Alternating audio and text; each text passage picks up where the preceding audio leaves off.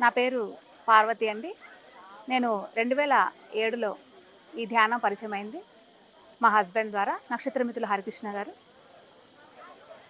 మరి 2007లో ఈ ధ్యానం నేను ప్రారంభించాను. నా హెల్త్ అంతా నేను క్లియర్ చేసుకున్నాను. ఎంతో అద్భుతంగా ధ్యానం చేస్తున్నాను. అట్లాగే 2011 నుంచి మేము వర్క్షాప్స్ స్టార్ట్ చేసాము.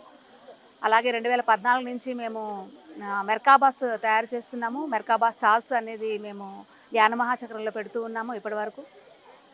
ఆ శక్తి అనేది చాలా ఎనర్జీ అనమాట, పవర్.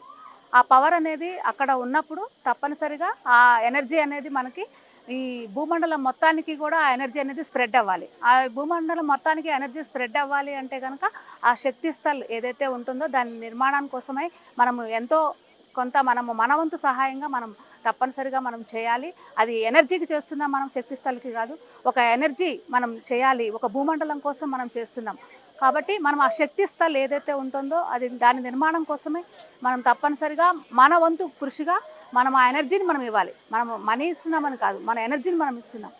సో మనం ఎనర్జీని ఇవ్వడం ద్వారా మనం ఎంతో శక్తిని మళ్ళా మనము తీసుకుంటాం.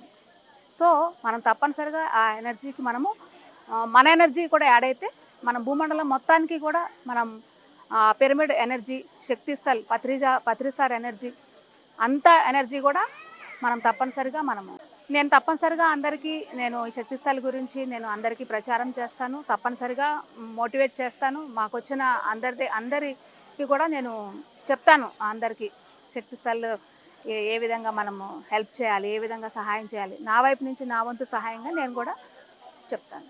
నేను తప్పనిసరిగా ధ్యానం చేస్తాను శక్తి స్థల్లో కూర్చొని. నా వంతు కృషిగా నాకు వచ్చినటువంటి ఎనర్జీని నేను దానికి స్ప్రెడ్ చేస్తాను.